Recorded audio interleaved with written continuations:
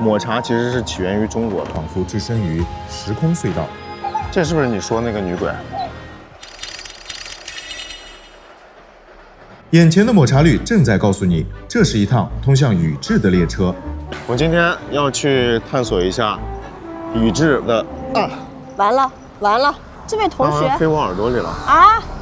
我到处都是，妈呀！哎呦，宇治这个城市还是很好的。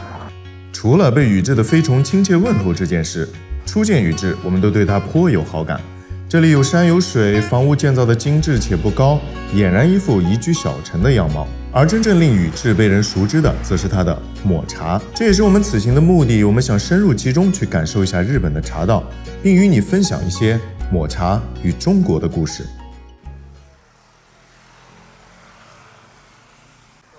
你看我们刚过桥的这条街，它几乎所有的店都和茶还有抹茶的文化产业有关系。这就是宇治嘛，它最出名的就是抹茶呀。它能让这个城市的人以茶文化产业为生，而且还吸引这么多的游客，商业性真的做得蛮好的，所以讲故事的能力非常重要。三星园这边，这里对，这就是我们想去的三星园。好像还要进去直接问吧。We didn't have a reservation, but we still want to try something, just like making more chai.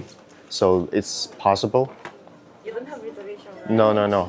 Because we have tried, but it's.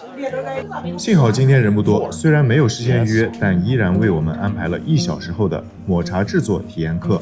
唯一的区别就是事先预约，价格会稍微便宜一点。谢谢。OK。今天我们体验的这款抹茶是1公斤6万日元的好质量的茶叶。茶叶磨成茶粉到极细的状态才能叫抹茶。我们了解的抹茶正是建立在抹茶法上。请右手握住竹竿，按逆时针方向，右手握住竹竿。好。1、2、3。还挺有劲儿的呢，这个。从老师的介绍中，我们得知宇治制作抹茶已经有500多年的历史。在古代，工人制作抹茶就要像我们这样转磨盘6到8个小时，并且对转速也有要求，转得太慢产量不高，转得太快磨出来的茶粉又不均匀。老师强调说，这绝对堪称是重体力的劳动。磨的过程就5分钟就可以感受到磨抹茶是辛苦的劳动，确实很辛苦。是的。好，抹茶粉就会从这个里面出来，从这。看到了。已经看到了。这是你们的劳动成果。这个叫茶下库，茶勺，叫茶身，茶勺，它是点茶用的。点茶身，这个叫拿次梅，中文叫茶勺。好，它是装抹茶粉的茶道具。下面是抹茶茶碗，抹茶茶碗一般有花纹，代表前后之分。前面要面向客人，表示尊敬和尊重对方。抹茶茶碗也很珍贵，在古代的时候，一个茶碗就相当于一个古董，很珍贵。了解了工具，就可以开始制作抹茶了。首先加入2克抹茶粉，敲一下呢，则表示不浪费食物的精神。当然，一直敲是不可以的。用80度到90度的热水加至茶碗的1/4，再用茶筅转2圈，让茶粉融化。之后就开始用茶筅画一字前后的摆动。最初的5秒钟速度稍慢，让茶粉再次融化，渐渐的会加速到非常快。那为什么是按照这个速度节奏来呢？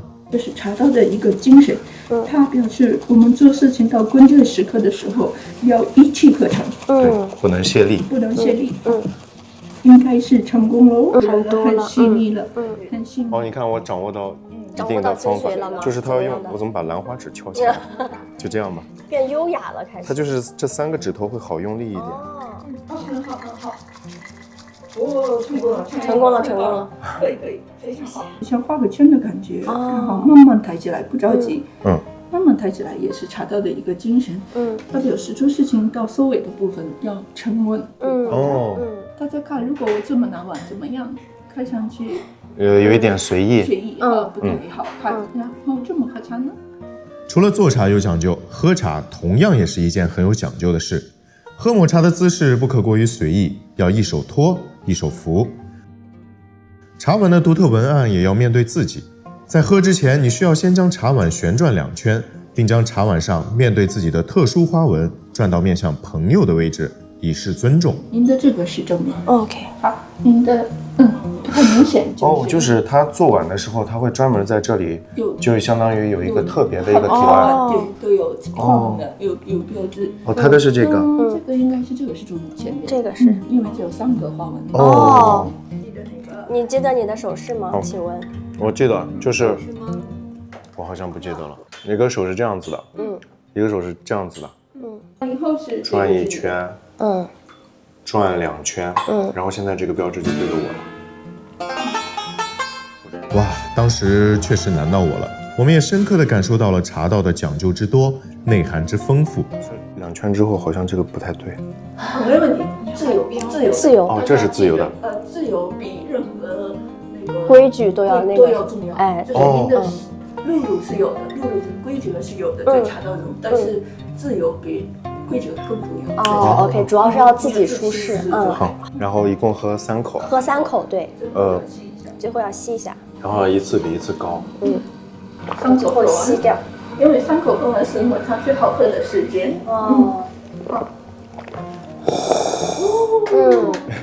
再转回来2圈，然后把茶碗的这个正面面向自己，哦它表示一个人做事情，有始有终。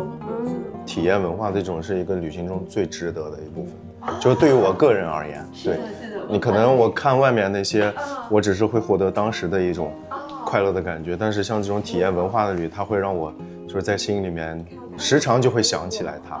对对对，你说的对，太有道理了。对，是的，这样你会知道当地这边的人的一些风俗。没错没错没错。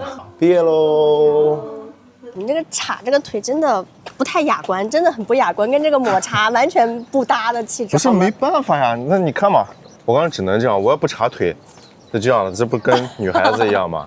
观众朋友们看到这个画面就不要太那个什么了。对不起观众们，真的是对不起观众们了。说起日本的茶道，在1259年宋朝年间，日本僧人南浦少明在杭州径山寺学习，就将其带回了日本。换句话说，我们刚才学习的那些茶宴仪式，均来自华夏大地。而径山茶宴也在2022年入选联合国教科文组织的人类非物质文化遗产名录，余杭也获得了中华抹茶之源的认证。这么绿色，在时隔几百年之后，终于在母亲大地上重新获得了文化认可。我就想起我以前上学的时候，给我有的欧洲的同学讲，我说，抹茶其实是起源于中国的，但是他们听完以后都是一脸不可置信，他们觉得怎么可能呢？这就明显就是日本发源的呀。我做完这个体验之后，我感受到了这一点，就是日本在对文化的发展和文化的宣传方面确实做得更好。没错，就是你把这个东西做好了之后，你相当于对这种文化有了一种主导权。是的。有了宣示这个文化的主导权，所以就大家都愿意相信这是源自于日本的呀。不是前段时间吧，我才从一个博主那里看，他其实说是宋徽宗，他对这个点茶呀、抹茶文化，个人是有特别大的喜好在里面，但是不知道怎么就抹茶在中国消失了这种。这个其实跟朱元璋有点关系啊。朱元璋？他当时那不是明代的事吗？对，就是到了明代。然后他是农民出身比较贫苦，农民皇帝嘛。哎，对，农民皇帝。所以呢，他就觉得抹茶这种点茶呀、研粉啊这种工序下来太繁琐了，花很长时间才能磨出来那么一点点粉。对。所以朱元璋就觉得这个太费人力物力了，他就觉得不要，他就把这个废掉了。那个时候他们就喝散茶，就是一冲就能喝，提高效率。那个时候是这样的。就另外一方面，相当于也把这个奢靡之风给他压一压，他不太喜欢这种。客观来说，抹茶在中国并未消失，朱元璋皇帝也并非漠视文化传承。兴国初建，在当时的历史背景下，这反而是最理性且最体恤民情的做法。凡事不破而不立，从今天的结果来看，这种自戕自毁反而为日后的6大茶系腾挪出了生长的土地，而这正是中华文化丰富且多样的根本原因。那抹茶又是如何流入日本的呢？当时有一个茶祖，茶祖他是宋代的时候，好像是2次入了中国，然后他就把这个抹茶的这个工艺带回了日本。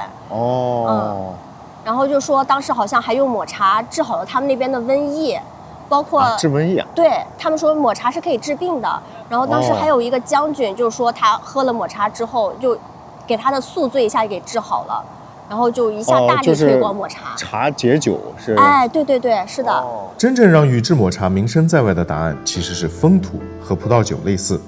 宇治川带来的水汽在这里形成了雾气，就像为茶叶嫩芽敷上了面膜，免受霜害。而另外一方面，较大的温差也让茶树充分地锁住了茶叶的香气与甘甜。再加上16世纪宇治的茶农发明的遮阴法，竟然神奇地阻止了茶叶中的甜味转化成苦味，并产生了特有的海苔香气。这就是所谓的顶级抹茶。你看这个桥，就是我之前给你讲的一个女鬼的故事啊，就是跟这个桥有关，你还记得吗？那个负心汉那个。哎，对对对，就是说以前在古代有一个女子，她被一个负心汉给伤害了，然后那个女子就死掉之后，用了21天，然后她那个魂就化为了一个魂灵，就一直守护这座桥。所以呢，就是说，只要是渣男，他就不敢过这个桥。哎，这个如果过了的话，就小心被这个女鬼缠住。那我已经过了呀，证明我不是渣男。这是不是你说那个女鬼？什么女鬼？人家这个是《源氏物语》的作者，好不好？对对对。还女鬼呢？那这儿就只有一个女的。你刚刚说那个桥的故事，它不就？宇治之行的最后一站就是我们给大家极力推荐的打卡点宇治站，一定注意来这里需要坐京阪电车而非 JR 线，否则你将会扑空哦。野兽派的风格搭配混凝土的墙面，有种粗犷的美感，人们走进其中就仿佛置身于时空隧道。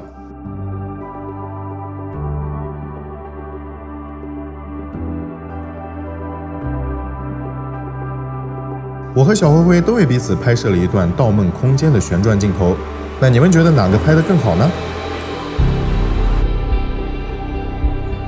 喜欢我们的视频，请你关注、点赞加转发，这对我们很重要。下期视频